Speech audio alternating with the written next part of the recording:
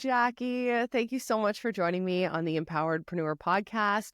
I found out about you through an event that we were both at, and I was instantly just drawn to you. And when I learned about what you were doing, I was even more drawn to you because I think that you have made a really cool business for yourself. So you help people write resumes, and I just think that that's really neat because you've really niche down on something, and it sounds like you've been making a big difference for people. So welcome on the show, Jackie. Maybe you could start by just telling us a little bit more about who you are and what you do.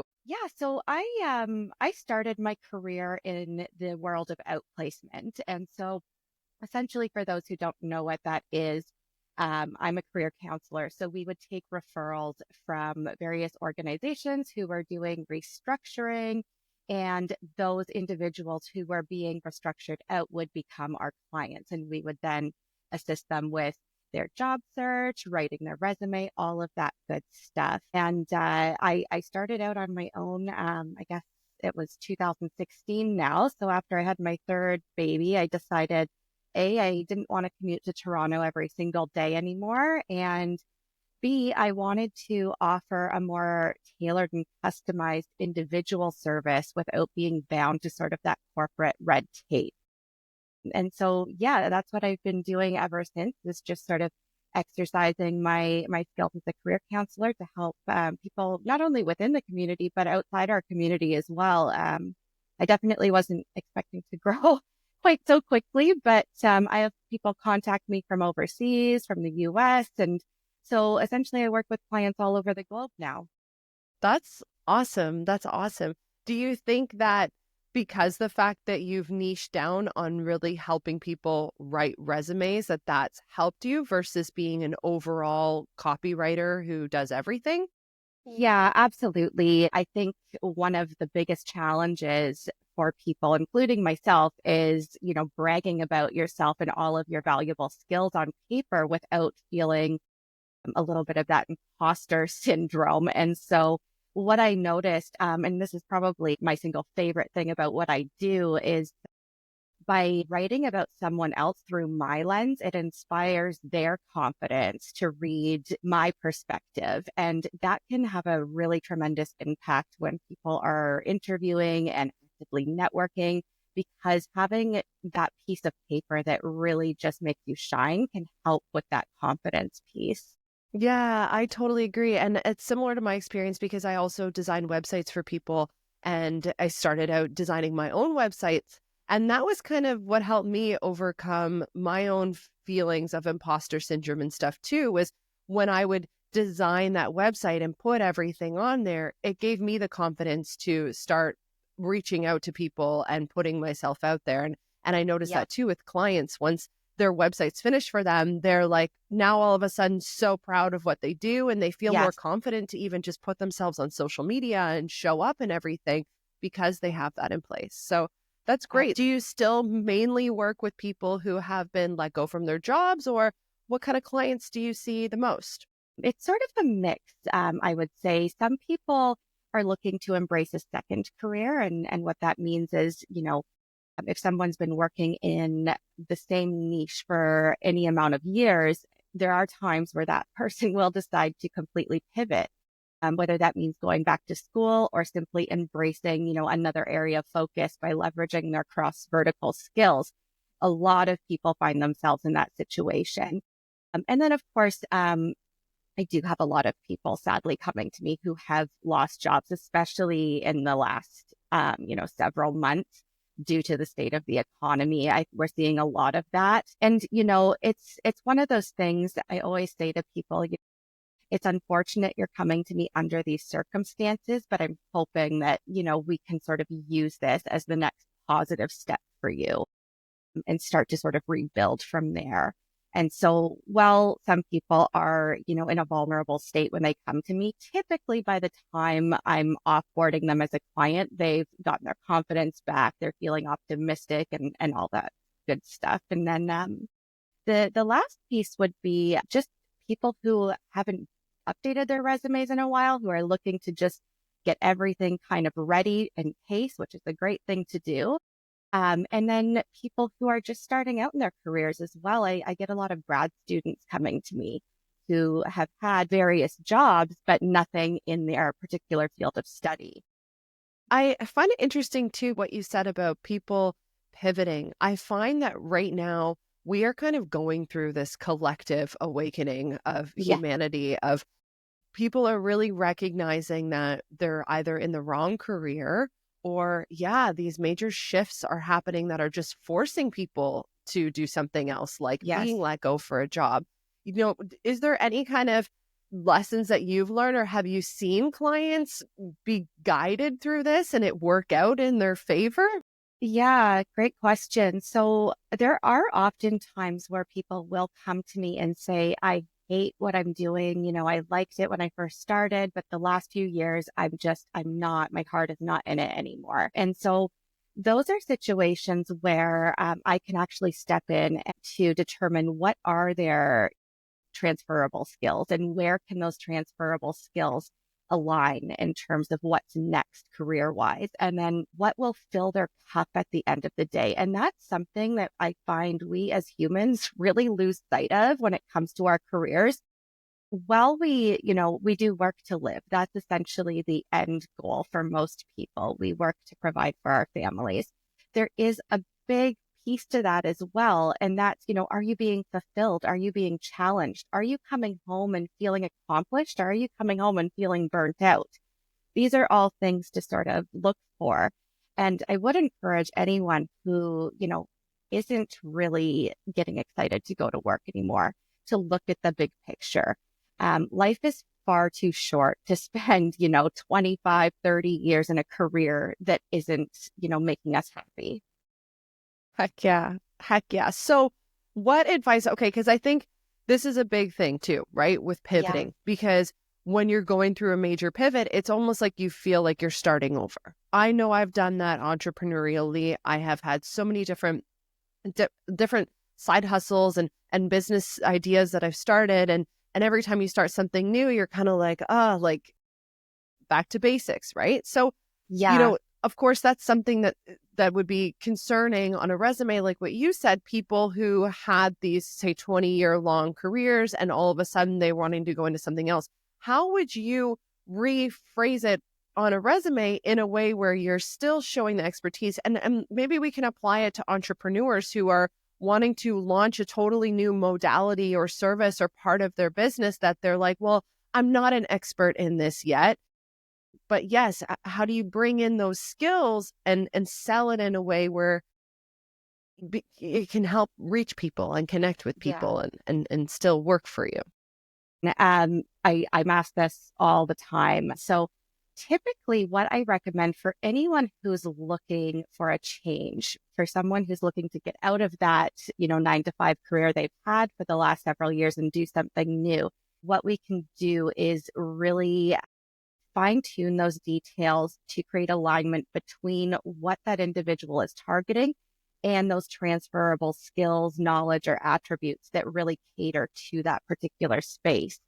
And then something else that I always encourage clients to do is think about any achievements throughout your career, not just in your last role, but throughout your career. And your career doesn't necessarily just have to mean that 9 to 5. Perhaps you've been doing some community involvement in the industry that you're looking to get into. Perhaps you've had some independent passion projects. These are all examples of different accomplishments that we can really highlight and bring forward. And I think the last piece is creating, some similarity between what you've done in the past and what you're looking to do. And I guarantee there is going to be some similarity.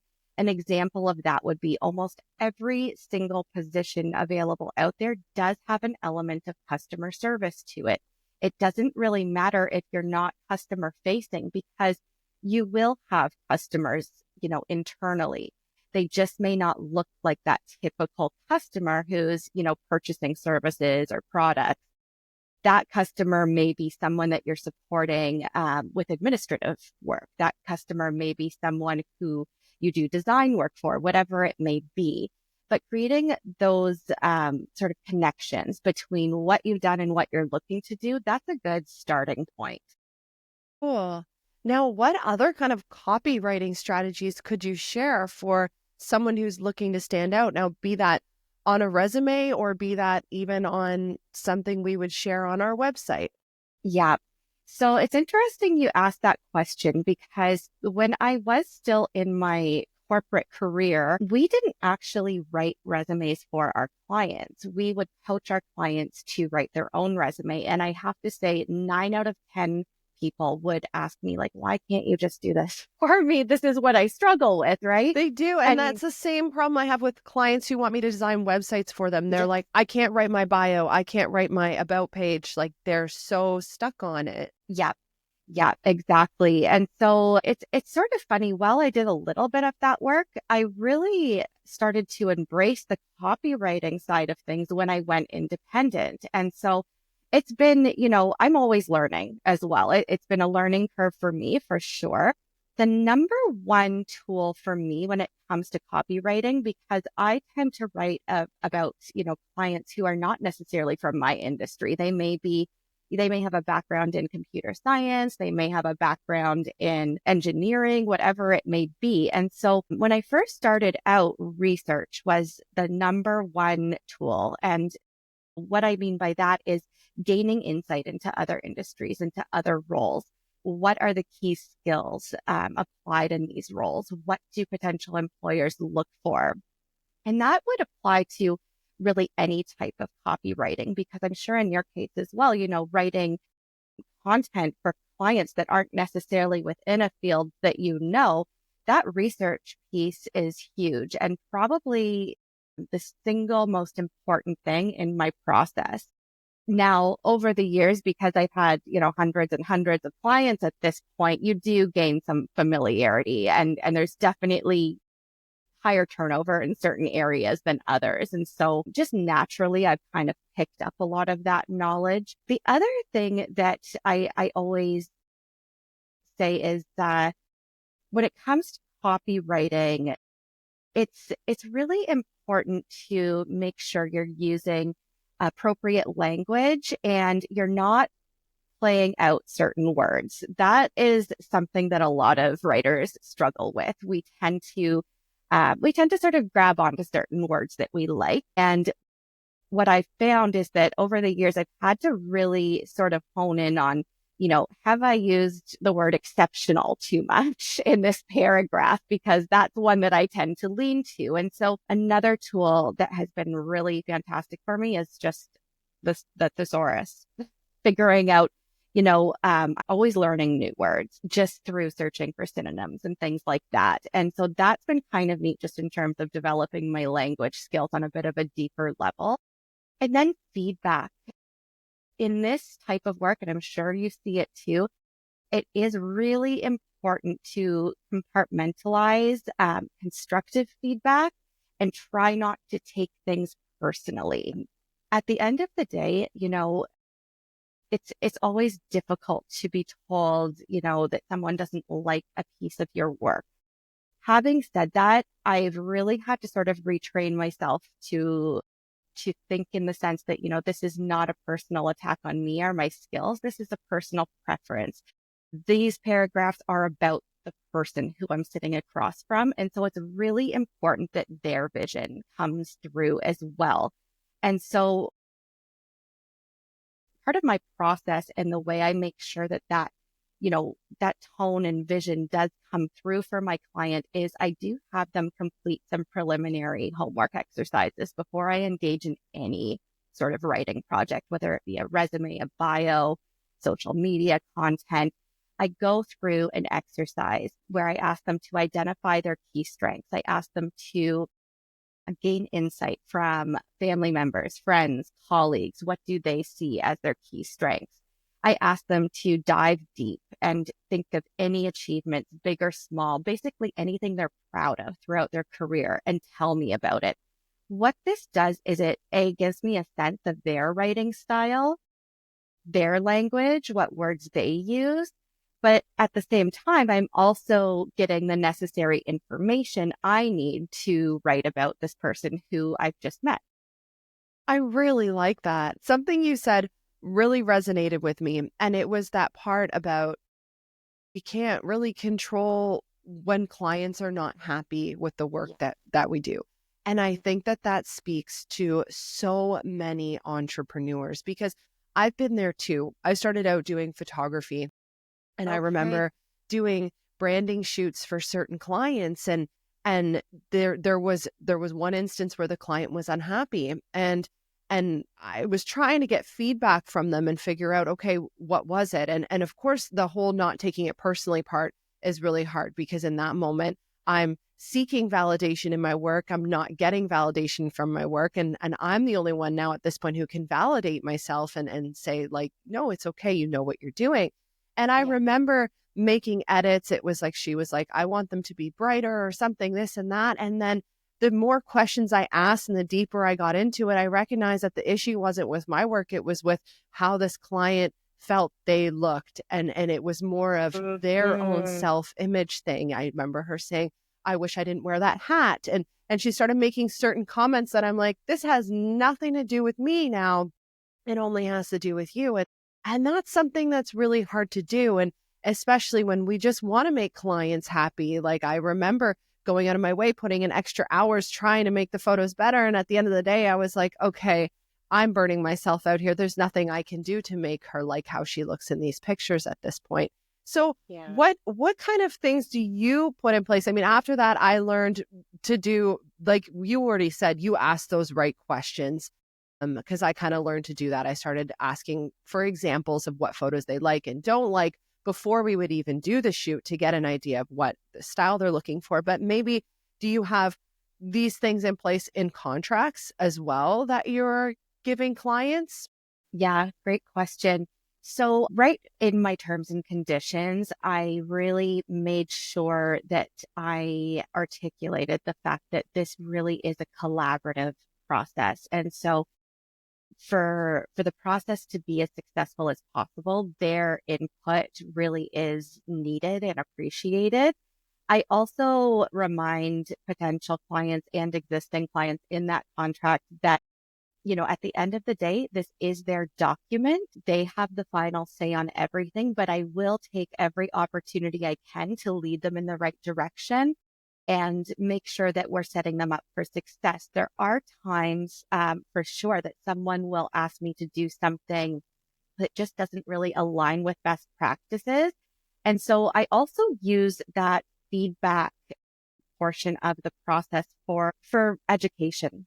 So letting the client know why we do things a certain way, why I wrote a certain statement the way I did.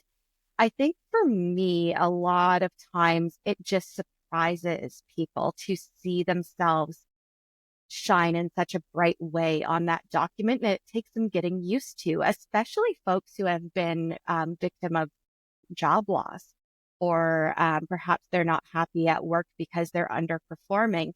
Those clients specifically do tend to have, they're just a bit harder on themselves. They have self-esteem issues. And so when they see themselves really pumped up on that piece of paper, it does, it takes them getting used to.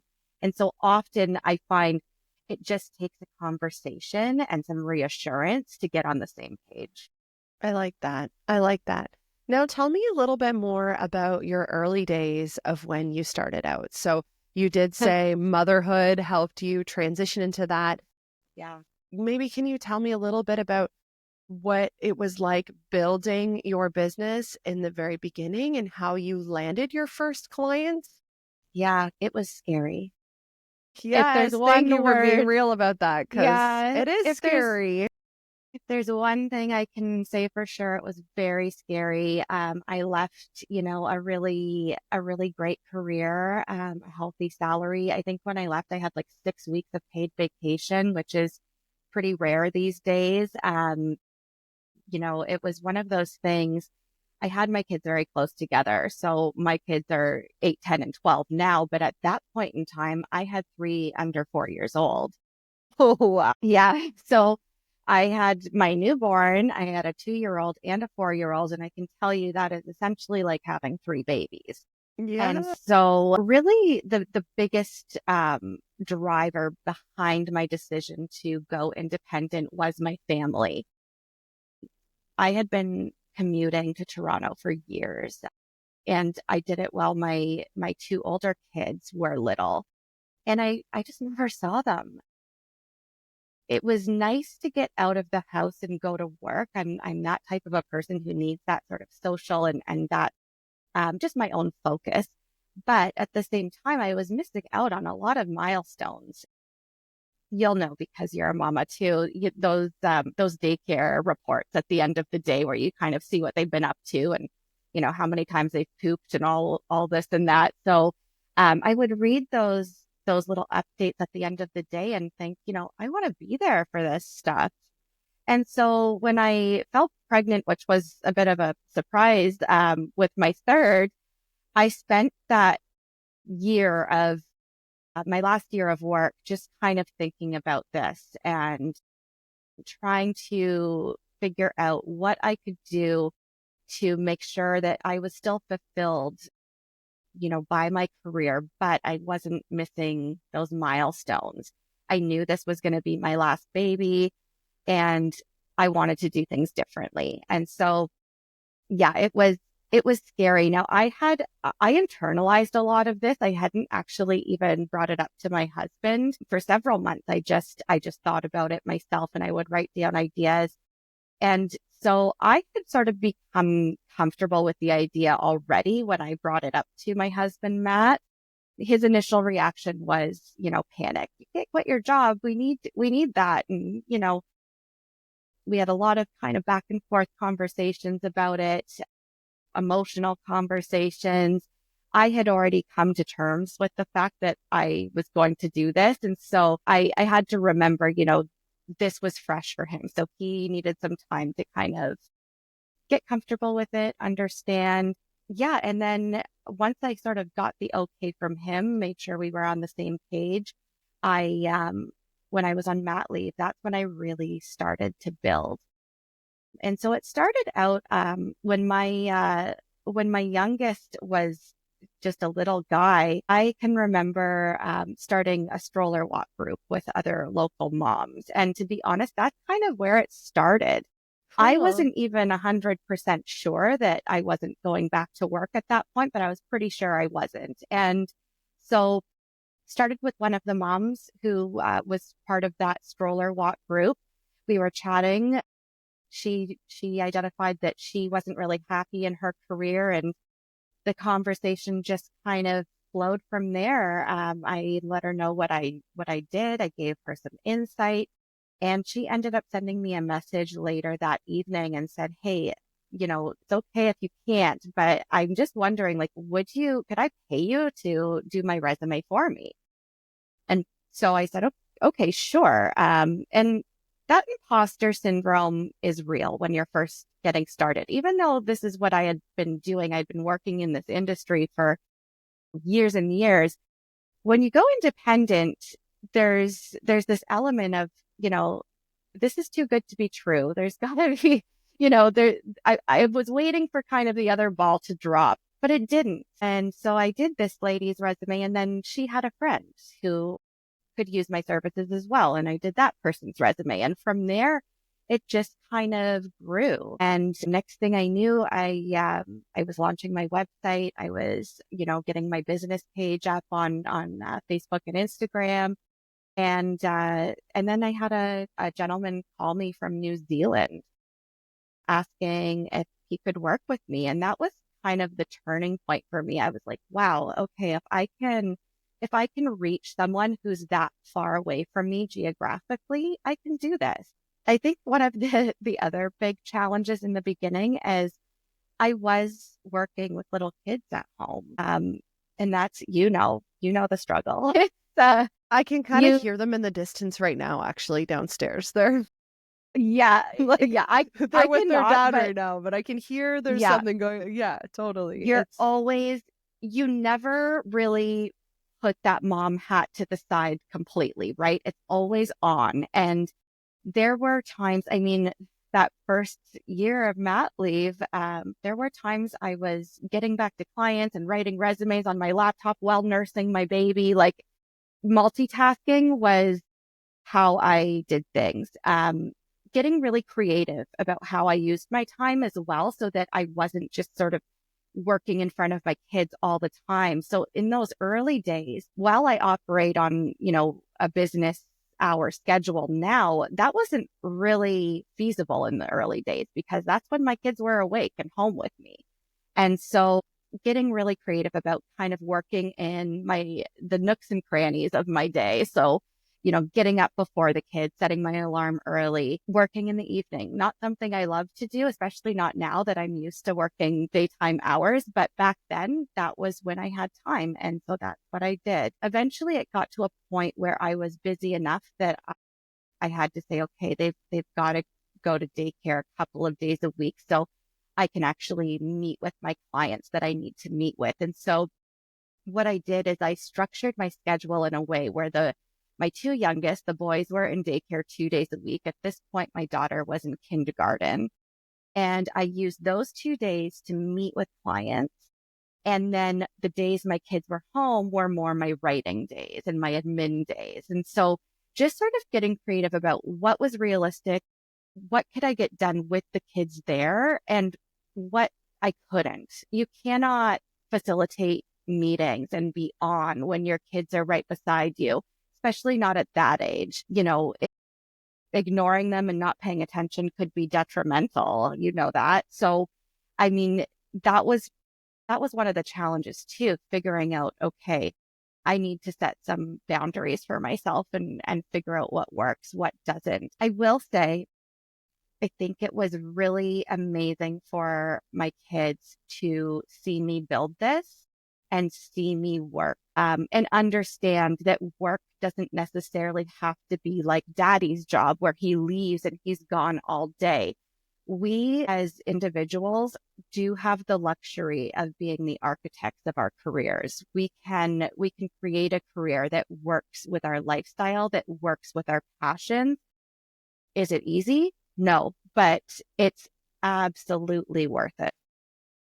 Yeah, I like that. I like that a lot. And that's my why too. Like I have this, and I think once you're given that vision of the way your life can be as an entrepreneur, like Yeah. there's no kind of going back from that. Like you can't settle for less than that because same thing, knew I wanted to raise my kids, knew that I had developed all of these skills over the years from just following the things that have excited me in each moment, and recognize like I really can do this and there's other people doing it, and I can do it. They're no different than me.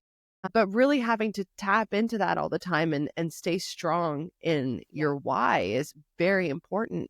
What have been Yeah. some of the hardest obstacles that have come in your way that have tested you? Yeah. Great question. So I'll say, oftentimes people do come to me in a vulnerable state. Typically, they're going through some stuff, whether they lost their job or they're still at a job that they're not enjoying. A lot of times people are under a great deal of stress. And so one of the challenges I've had is being really mindful of being there for those clients in the way they need me to show up while setting healthy boundaries for myself. In the beginning, I operated very much how I operated in the corporate world. I said yes to everything. I went above and beyond. I would not set those boundaries because I felt like I had, the client comes first. I've got to do everything I can. Well, that's a quick way to burn out. But the other side of that is clients will not set your boundaries for you. They're getting what they need at all hours of the day. They're going to continue to ask. And so one of the biggest challenges for me was understanding that I can still maintain client service excellence without being available to that person 24/7. And, you know, there's been a handful of times, Jeannie, where I've had to say, you know what, I think that the level of your needs is so great that I may not be the consultant for you. Here's some recommendations. These are my business hours. This is what I'm willing to offer. And that's sort of the end of it. There are times where clients can get very attached to their career counselor. I'm not sure if you've seen the movie What About Bob, but that's kind of accurate comparison to what can happen. You'll have to check it out. It's a very old movie, but it's Bill Murray and forget who, Richard Dreyfuss, I want to say. I feel like that's his name. But anyway, that movie is all about the relationship between a psychiatrist and his patient, and the patient gets very, very attached to him. And so that is actually something I've dealt with a little bit too, which has been a challenge, and it still happens. Clients look at me as their lifeline, and so they can almost get a little bit too attached. And so I've had to work really hard at, setting boundaries in a way that doesn't derail them from their focus, that doesn't discourage them from their search and moving forward, but at the same time, provides them with some insight into, hey, I'm a service provider. These are my hours. I have my own family, my own personal commitments to adhere to, so I cannot be available to you 24/7.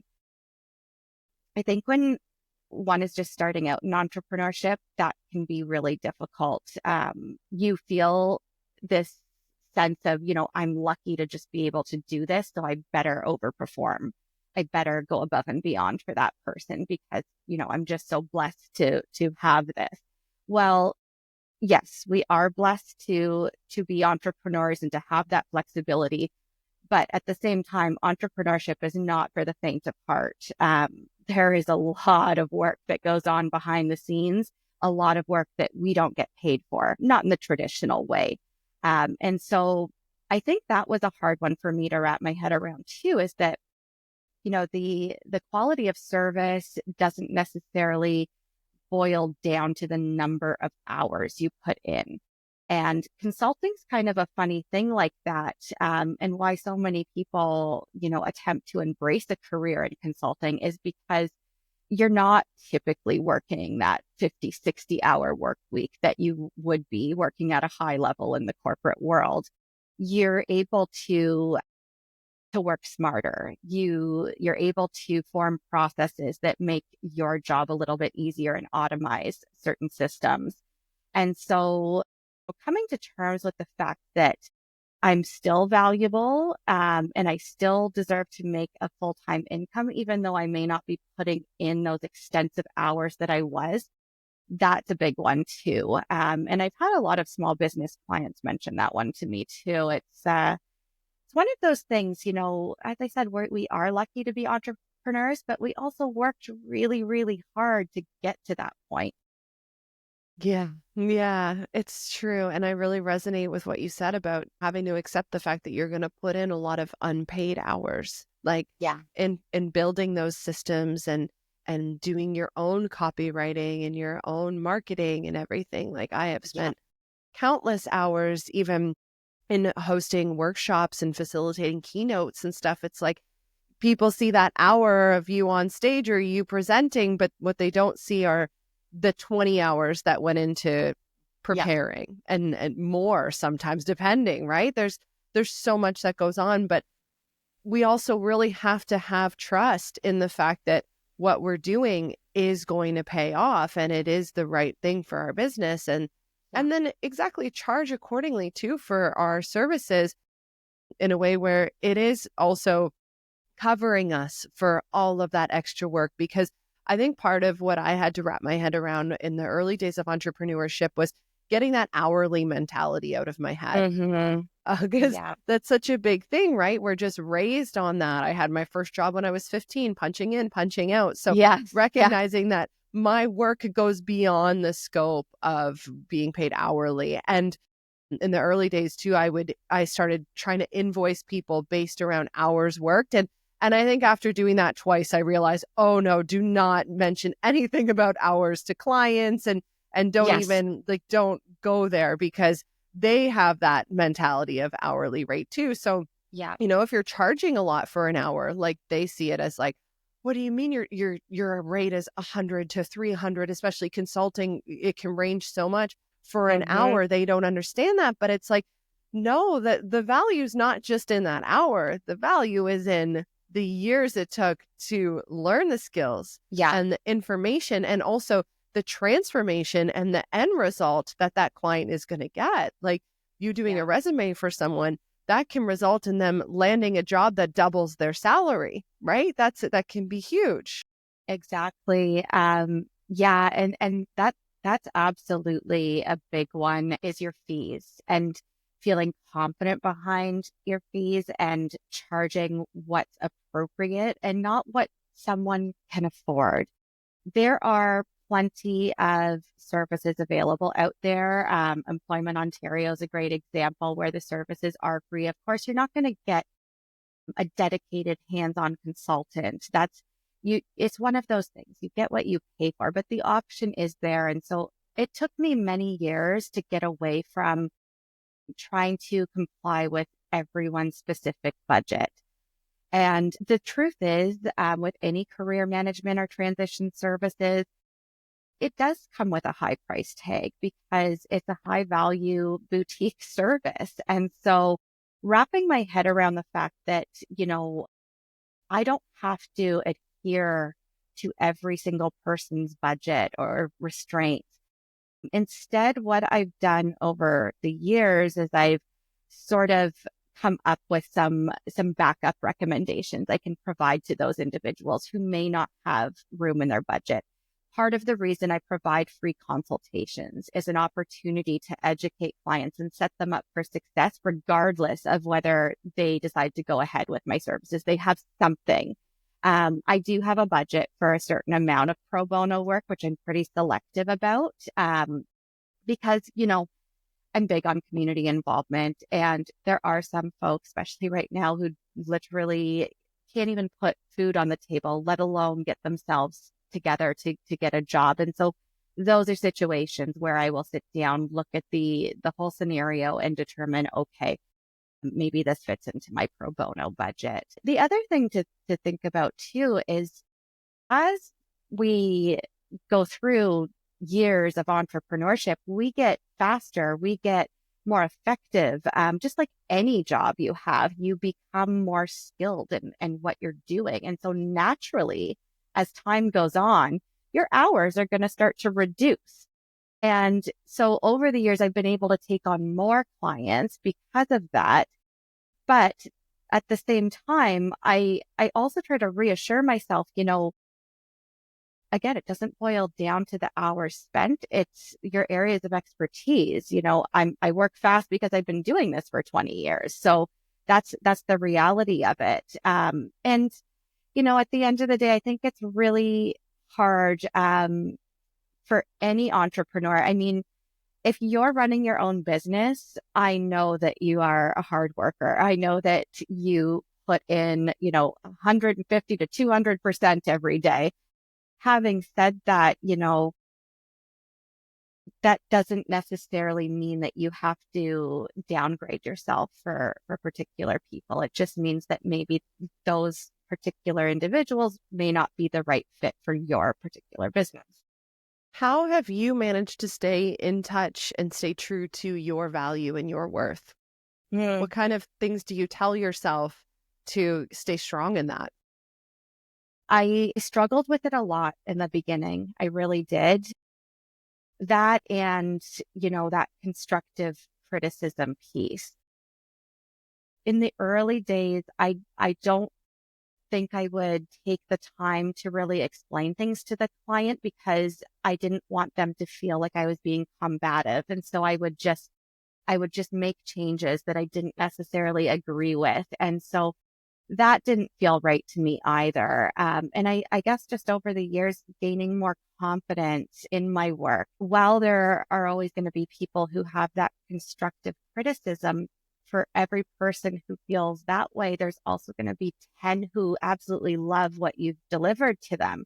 And so I think focusing on that has been a big thing for me. And the fact that there's truth in numbers. And so When I have someone who's unhappy for whatever reason, typically I ask myself, okay, what can I do to make them happy? In many cases, it's just lack of knowledge and lack of understanding of best practices within this scope. And so taking the time to explain that to clients, and that's something I factor in now with my fees, is that there will be collaboration.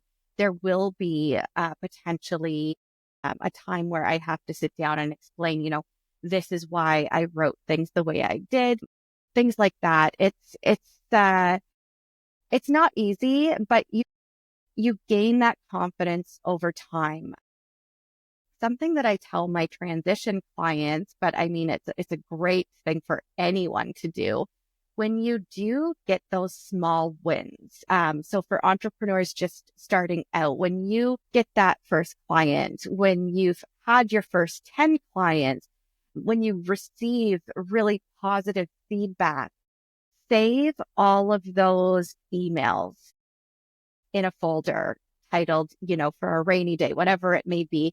And when you do have a difficult situation where there is a lot of constructive feedback, where someone's not happy, I really encourage you to open that folder, read all of that positive feedback you've received before you engage with that client again. That's going to set you up with more confidence, and it's going to set you up to approach that issue head on and in a way that benefits you and the client. I think that's great. That's great. I'm going to start doing that. That's not something I do already. So I'm definitely Yeah. going to start doing that because I think I need that. I need it just for those moments where I'm just being hard on myself in general.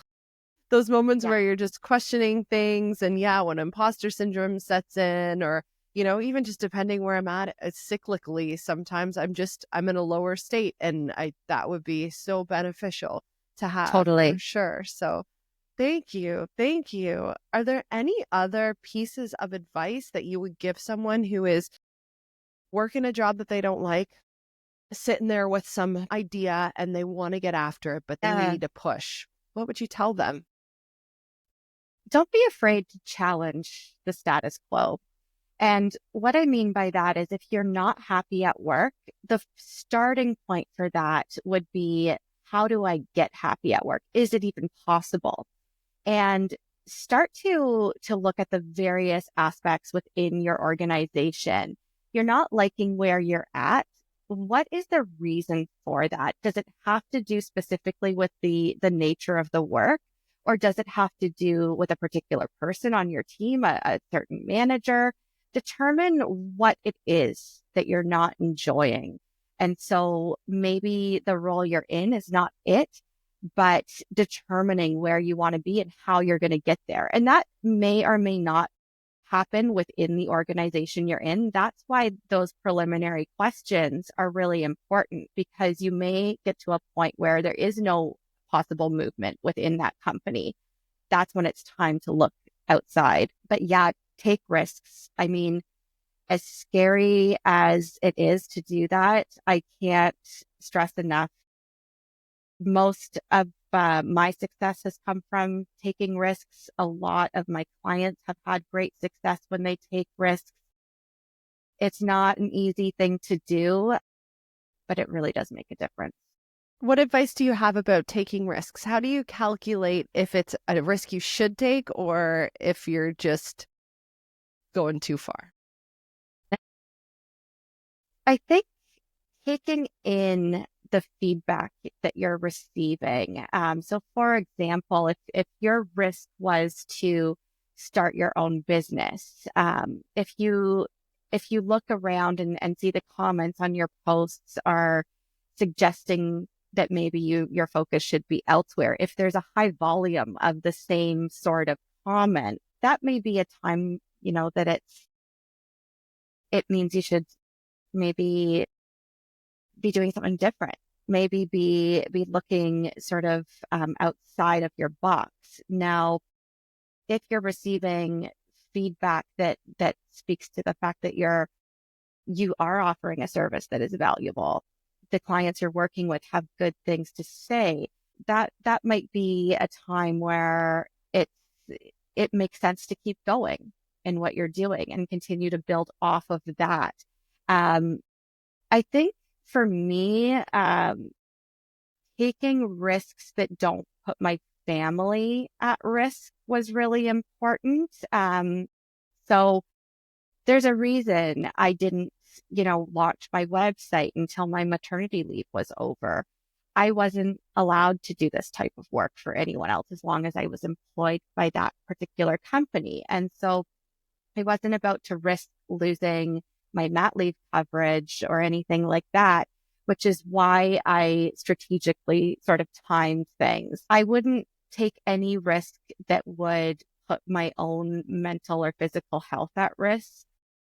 That's a big one for me as well. You know, I was recently approached by someone about a project, and I knew just from looking at this project that it was going to be a really challenging one, and that just wasn't something I was willing to take on right now. My cup is full. I've got a lot going on, and so I think being able to say no, thank you is, that's taking a risk in its own way.